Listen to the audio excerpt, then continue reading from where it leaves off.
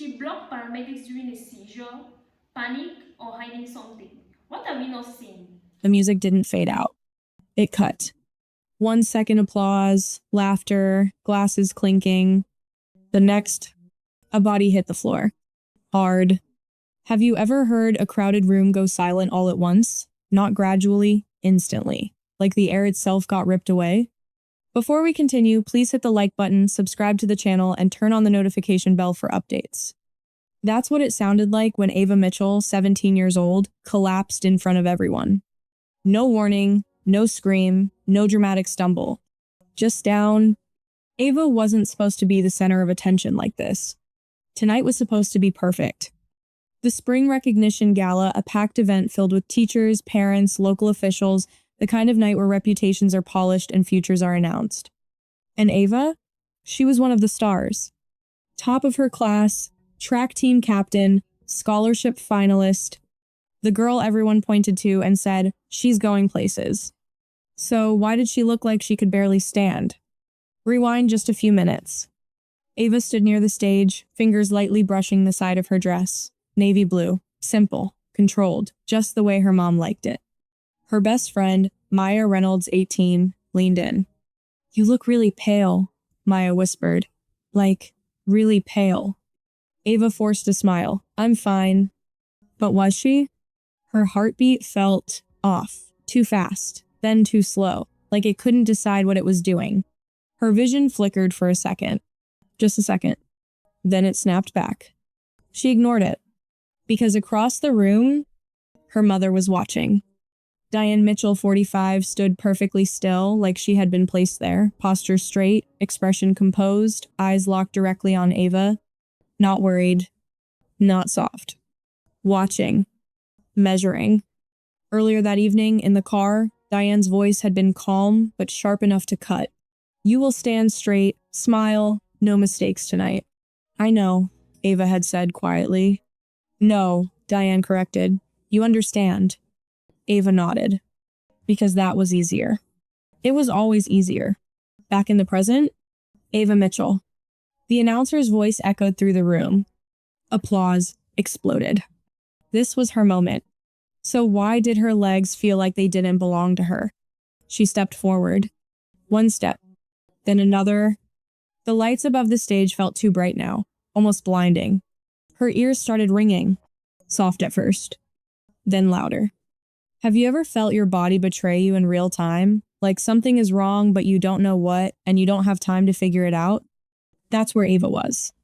Halfway to the stage. Too far to stop. Too visible to fail. She reached the steps. The presenter smiled, extending a hand. Congratulations, Ava. The words stretched. Warped. The room tilted slightly to the left. Or maybe it was her. Her fingers twitched. Her knees weakened. And then nothing held her up anymore. She collapsed. The microphone screeched violently as it fell. Gasps tore through the crowd. Someone shouted, "Oh my God." A chair crashed backward. Maya screamed, "Ava." People rushed forward instinctively. Because that's what you do, right? You help. You move. You react. But before anyone could reach her, a voice cut through everything. Sharp, controlled, unshaken. Don't touch her. It wasn't a stranger. It wasn't staff. It wasn't security. It was her mother. Diane moved fast, stepping directly between Ava and everyone else. Blocking them completely. A man dropped to his knees beside Ava anyway. Jason Carter, 32, an off-duty paramedic. I need to check her airway, he said urgently. Diane didn't even look at him. I said, don't touch her. No panic. No hesitation. Just control. Jason frowned. She's unconscious. She just needs a moment. But Ava wasn't moving. Not even a little. Maya pushed forward, panic breaking through her voice. Ava? Ava, wake up! Nothing. No response. Jason turned his head sharply. Someone get my kit now. A person in the crowd took off running. Finally, something was happening. Finally. No. Diane stepped forward again. Blocking. Stopping. Controlling. And suddenly, Everything felt wrong. Not confusing. Not chaotic. Wrong. Why would a mother stop someone from helping her unconscious daughter? Why wasn't she panicking? Why did she look like she was trying to control the situation instead of save her? The distant sound of sirens began to rise. Closer. Faster. Louder. People parted instinctively as emergency responders pushed through the crowd. Boots hit the floor with purpose. Voices cut through the tension. And at the front, Fire Captain Marcus Hale, 48. Calm, focused, the kind of presence that didn't ask for control, it took it. His eyes moved quickly. Ava on the ground. The paramedic being held back. Diane standing in the way. He understood the situation in seconds. He stepped forward. Slow, measured, deliberate. He stopped just a few feet from Diane, looked her directly in the eyes, and said, low and firm, "Ma'am, step aside, now." Diane didn't move. Not even an inch. Diane didn't move. That was the first thing everyone remembered later. Not Ava hitting the ground, not the scream, not even the sirens. It was that impossible, chilling moment when a trained fire captain gave a direct order, and Ava's mother stood there like she had the right to overrule reality itself. Captain Marcus Hale didn't raise his voice. He didn't need to.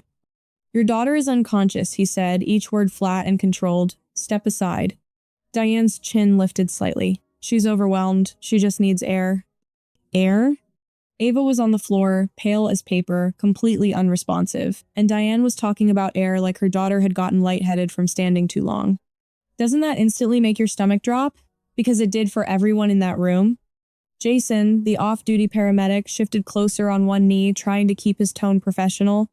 "Ma'am, if she stops breathing while we're standing here arguing, that's on all of us. Let me assess her." Diane turned toward him, finally making eye contact. "You are not her doctor." "No," Jason said, sharper now. "I'm the person trying to help her." Behind them, the crowd had changed. It wasn't just panic anymore. It was attention. Focused attention. People were no longer whispering because a girl had collapsed. They were whispering because her mother was preventing help. Maya pushed through two teachers and dropped down near Ava's feet, her face streaked with tears. "Ava, please. Come on, wake up." No response. Ava's arm lay twisted awkwardly against the polished floor. Her lashes didn't flutter. Her chest moved so faintly it was hard to tell if it was moving at all. Captain Hale crouched slightly, angling his body to see around Diane. "Has she been sick recently?" "No," Diane answered immediately. Too immediately. Maya looked up, stunned. "What?" "She's been dizzy all week." Diane snapped her head toward her. "Maya, stop!" The tone was so cold that Maya actually flinched. And there it was, another crack in the picture. A teacher, Mrs. Langford, 52, stepped in from the side, trying to help. "Diane, I think they need to—" "I said she is fine," Diane cut in. "Fine." That word landed badly. You could feel it. The room didn't accept it. Captain Hale didn't accept it. Jason definitely didn't accept it. Jason leaned forward, trying to reach around Diane. "I need to check her pulse." Diane moved faster than anyone expected and caught his wrist. Not a slap. Not a shove. A grip. Firm, deliberate, personal. The whole room froze again. Jason stared at her hand on his arm, then slowly looked up. Let go. For a second, Diane didn't. Then she released him, but the damage was done. It wasn't just obstruction now, it was intent. Captain Hale straightened, his expression changing in a subtle but unmistakable way. The softness was gone. The patience was nearly gone too. "Ma'am," he said, "this is no longer optional." Diane folded her arms. "You are causing a scene." That almost would have been absurd if it weren't so disturbing. Ava was unconscious on the floor, people were holding their breath, Maya was crying, and Diane was worried about a scene. A memory flashed in Maya's mind so sharply it made her feel sick. 3 days earlier, track practice. Ava had stopped mid-run, bent over, and grabbed her knees. Maya jogged over, laughing at first, thinking Ava had overdone it, but when Ava looked up, her face had been drained of color. "You okay?" Maya had asked. "Yeah," Ava had said after a beat too long. "I just haven't been sleeping." Maya had offered to walk her to the nurse. Ava had shaken her head immediately, too quickly. "No. My mom said I can't miss anything this week." At the time, Maya had let it go. Now, standing over Ava's motionless body, that memory felt ugly. Back in the ballroom, Jason made another move to kneel at Ava's side, and this time Captain Hale stepped with him, physically inserting authority into the space Diane had been controlling. Jason reached for Ava's neck. 2 fingers. Pulse check. His expression tightened instantly. That was all Captain Hale needed to see. "Well?" he asked. Jason didn't look up. Weak. Too weak. A sharp murmur ran through the crowd. Maya's hand flew to her mouth. Mrs. Langford stumbled back a step and grabbed the edge of a table. Someone near the back said, "Oh my God," under their breath. Jason leaned closer to Ava's face, watching carefully. Breathing is shallow. Captain Hale turned over his shoulder. "Where is EMS?" 30 seconds out, one of the responders shouted from the entrance. 30 seconds. That sounded short. It felt endless. Diane took one step forward again, as if she still thought she could reclaim control of the scene. "She doesn't need all this," she said, her voice lower now, almost urgent. "You're making it worse." Captain Hale turned to face her fully. "Making what worse?" For the first time, Diane didn't answer immediately. And for the first time, fear showed. Not grief, not panic. Fear. The kind that comes when something you've managed very carefully starts slipping in public. Maya saw it. Jason saw it. Captain Hale definitely saw it. Then Ava's fingers twitched. Just once. A tiny, involuntary jerk. Maya gasped. "Ava?" But the movement stopped as quickly as it came, and Ava went still again. Jason's voice sharpened. "She's deteriorating." Captain Hale took a step closer to Diane, not loud, not dramatic, but final. "Move, now." Diane leaned in, her eyes fixed on him, and said quietly enough that only the nearest people heard it. "If you touch her," she swallowed, then finished, cold and steady. "You'll regret it." And just like that, the room stopped breathing all over again. Captain Hale didn't hesitate. Not for a second. That threat? It didn't land the way Diane expected it to. If anything, it flipped something inside him, some internal switch that said this wasn't just a medical situation anymore. It was something else. He stepped forward, closing the space between them, his voice cutting through the tension like steel. "Kit, now." The command snapped the room back into motion. A red medical bag was rushed forward. Jason grabbed it mid-stride and dropped to his knees beside Ava, movements fast, practiced, precise. No more asking. No more waiting. He tilted Ava's head carefully, checking her airway. "Come on, come on." Nothing. He pressed fingers to her neck again, counted, adjusted. "Pulse is weak," he called out, breathing shallow, barely there. Have you ever watched someone realize time is running out? That quiet shift from controlled urgency to something sharper? That's where this was going. Behind him, Diane spoke again. "No." But it sounded different now. Quieter, thinner, cracking. She stepped forward like she wanted to intervene again, but stopped halfway. Her hand hovered in the air, trembling slightly, like even she didn't know what she was about to do next. Captain Hale noticed. "Ma'am," he said, not looking at her this time, "step back." She didn't argue, but she didn't move either. Jason reached into the kit, pulling out a pen light. He leaned in close, lifting Ava's eyelid carefully. The second he saw her pupil, his entire expression changed. That was it. That subtle shift, the one professionals can't hide when something is very, very wrong. Captain Hale caught it immediately. "What is it?" Jason didn't answer right away. He checked the other eye. Then exhaled sharply. "Her pupils are uneven." A ripple went through the people closest enough to hear. Uneven? What does that even mean in a moment like this? It means something serious. Something internal. Something that doesn't just pass. Jason looked up, locking eyes with Diane. "What medications is she on?" The question hit hard. Because now it wasn't about fainting. It wasn't about stress. This had a cause. And suddenly everyone was looking at Diane. She froze. Not dramatically. Not obviously. Just a fraction too long. A beat that didn't belong. "Nothing," she said. "Too clean, too fast." Maya's head snapped toward her. "That's not true." Diane shot her a warning look. "Maya." "No," Maya said, her voice shaking but pushing through anyway. "You've been giving her stuff every morning." The room shifted again. Now, it wasn't just tension. It was suspicion. Jason's tone sharpened instantly. What kind of stuff? Diane didn't answer. Captain Hale stepped in closer, his voice lower now, but far more dangerous. Ma'am, what did you give her? Diane shook her head, but it didn't look like denial anymore. It looked like pressure. Like something building behind her eyes. She needed help, she said quietly. That wasn't an answer. That was a deflection. Maya stared at her, disbelief turning into something heavier. Help? She's been getting worse. She was fine, Diane snapped, but there was no strength behind it now. She just needed to push through tonight. Push through? Ava was unconscious on the floor. And Diane was still talking about tonight. Around them, phones were out now. Not hidden. Not subtle. People were recording. Whispers were spreading fast. What is she talking about? Did she give her something? Why is she acting like this? Diane noticed. Her eyes flicked across the crowd, taking it in. Control slipping. Image cracking. Suddenly, Ava's body jerked. Sharp. Violent. A gasp ripped through Maya. Ava. Jason reacted instantly. She's seizing, hold her steady. Captain Hale dropped to one knee beside him, helping guide Ava onto her side. Keep her airway clear, Hale said. Don't let her choke. Ava's limbs trembled uncontrollably for a few seconds, then slowed. Then stopped. Too still. Jason's voice was tight now. We're running out of time. He looked back at Diane again. No patience left. I need to know what she took, right now. Diane's breathing had changed. Faster. Uneven. Her composure, the thing she'd held onto so tightly, was breaking apart in real time.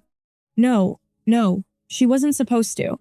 She stopped, mid-sentence, like she'd just realized what she was about to say. Too late. Captain Hale stood up slowly. What? He said, his voice dangerously quiet. Wasn't she supposed to do? Diane didn't answer, but her silence said everything. She wasn't supposed to what? The question didn't echo. It landed. Heavy, direct, impossible to ignore. And for the first time since Ava hit the floor, Diane stepped back. Just one step.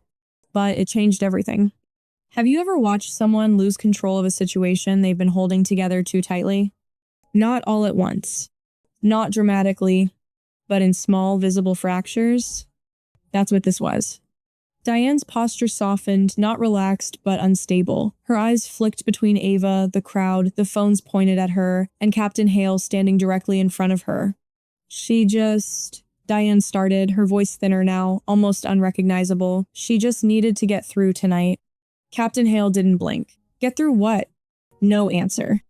Behind him, Jason was still working, checking Ava's breathing again, adjusting her position, watching for another seizure. We're losing time, he muttered. If this is a reaction, we need specifics. Specifics. That word hung in the air like a deadline. Diane pressed her lips together, like she was trying to hold something in. But it was already slipping out. She's been slowing down, she said quietly. Maya's head snapped up. What? She's been distracted, tired, not focused. Diane continued, her voice gaining a strange defensive edge. This week mattered. Everything depended on this week. Active. Everything. That word hit differently now. Because Ava was still on the floor, barely breathing. And Diane was talking about performance. A flash cut through Maya's mind again. Ava in the locker room, sitting on the bench, staring at her hands. I feel weird lately, Ava had said. Weird how? Maya asked. Like, I can't think straight sometimes. And then other times I feel like I can't stop thinking. Maya frowned. That doesn't sound good. Ava had shrugged it off. My mom says it's just stress.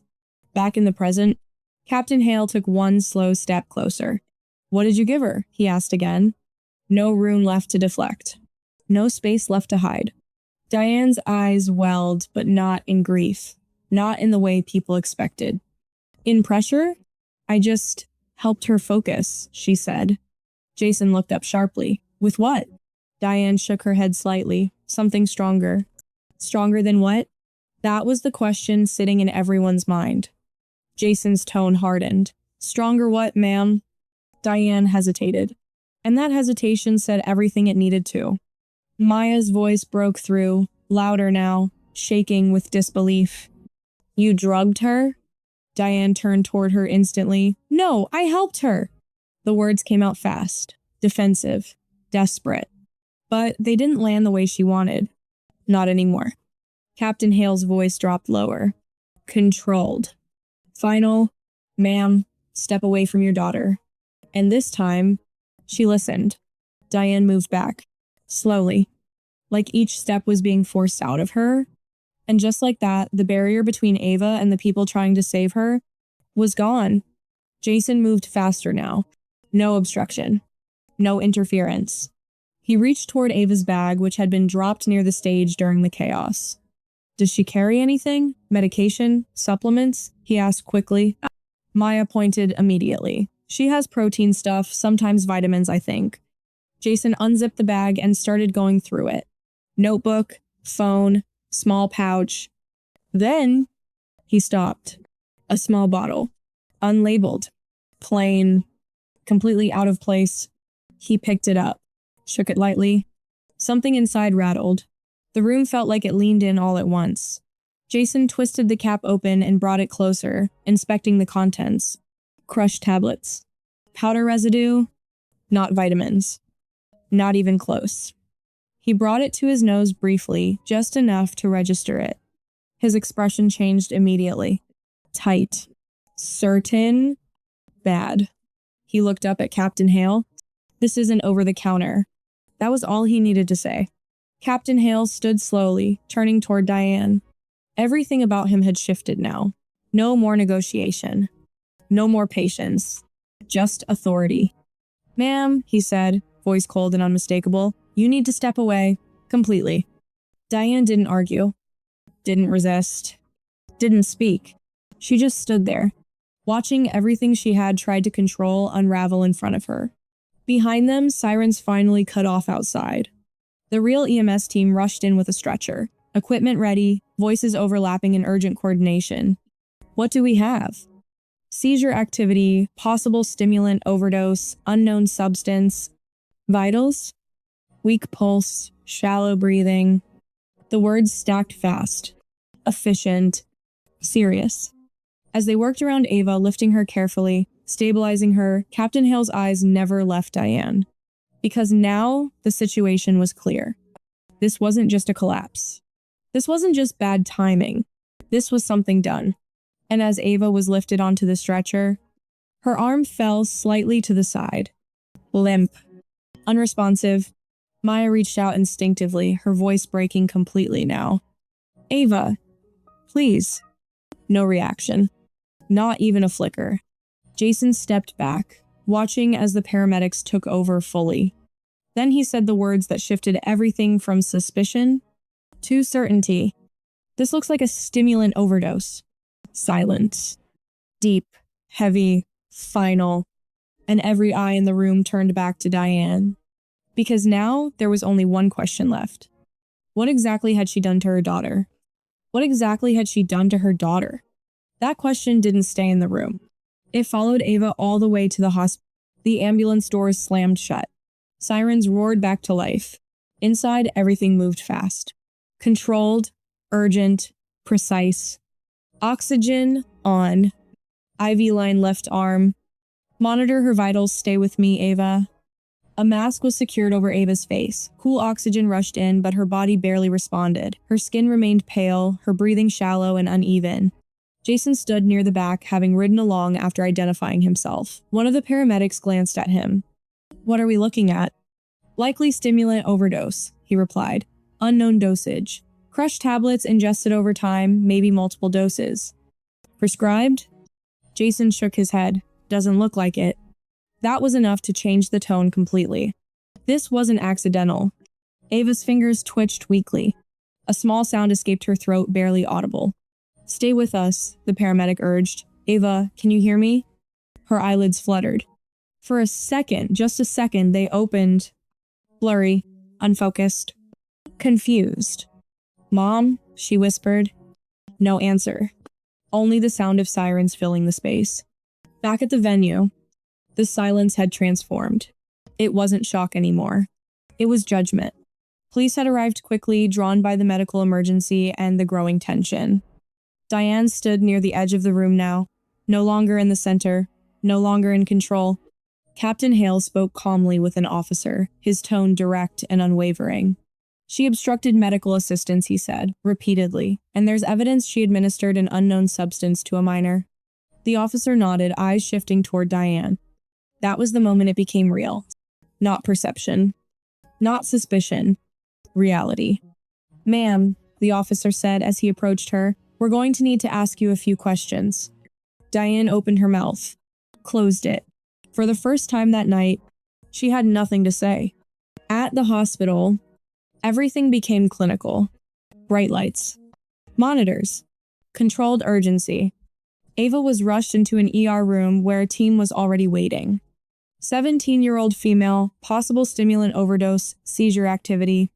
Get tox screens running. Check cardiac rhythm stimulants can trigger arrhythmias. Prep sedation if seizures return. The words came fast, layered, efficient. This wasn't their first case like this. But it was personal for someone. Hours passed. Slowly. Painfully. When Ava woke up again, the world felt different. Quieter. Heavier. Her body ached in a way she couldn't fully explain. She blinked against the dim hospital lighting, her throat dry. A machine beeped steadily beside her. For a moment, she didn't remember.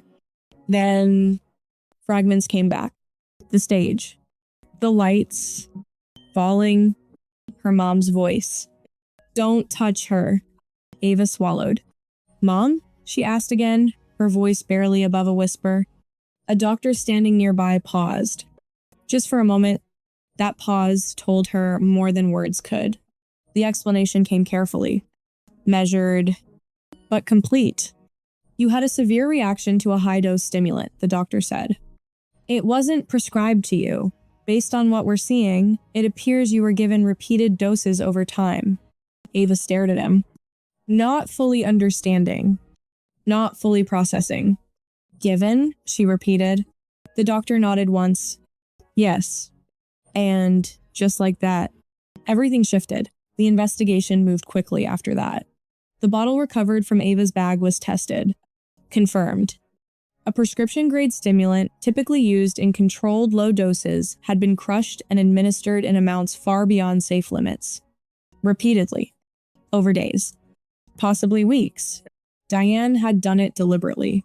Not as a single mistake. Not as a misunderstanding. But as a pattern, small doses at first. Hidden in smoothies. Mixed into drinks. Framed as focus supplements. When Ava showed signs of fatigue, Diane increased the amount. Because in her mind, slowing down wasn't an option. Not this week. Not before the gala. Not before everything she believed mattered. The consequences followed swiftly. Legal charges were filed. Child endangerment.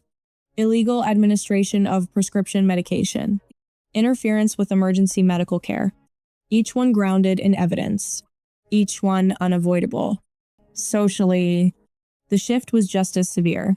The same community that once admired Diane now kept their distance. Whispers turned into certainty. She did that to her own daughter. She stopped them from helping. There was no version of the story where she remained respected. For Maya, the wait was different. Quieter. More personal. She sat outside the hospital room one evening, staring at her phone, replaying every moment she had dismissed. Every "I'm fine." Every "it's just stress." She exhaled slowly. I should have said something sooner, she muttered to herself. But there was no rewind. Only forward. Ava didn't go home with her mother. That decision was made quickly. Carefully. She was released into the custody of her Aunt Claire, 42, someone steady, calm, and most importantly, safe. The house was quieter. No pressure. No constant expectation hanging in the air. Recovery wasn't instant. Her body needed time. Her mind needed more. There were moments she sat in silence, turning everything over. Not just what happened, but how long it had been happening, and how she hadn't seen it clearly. One evening, a few weeks later, Ava stood outside on the back porch. The air was cool. Still, no noise from a crowd. No stage lights. No voice telling her what she needed to be. Just space. Maya stepped out beside her, holding 2 cups. Tea, she said, handing one over. Ava took it, her fingers steady now. Thanks. They stood there for a while without speaking. No pressure to fill the silence. Finally, Maya glanced at her. You okay? Ava thought about it. Not the automatic answer. Not the easy one. The real one. She exhaled slowly. I think I am, she said. And this time, it wasn't forced. Because the night she collapsed in front of everyone was the night everything hidden finally surfaced. The control, the pressure, the truth. And the moment her mother said, "Don't touch her," became the moment everything changed. Not just because Ava fell, but because, for the first time, someone stepped in and didn't listen. That's what saved her. And that's why she was still standing now. So, was it control, fear, or something worse? Rewatch closely. You missed something.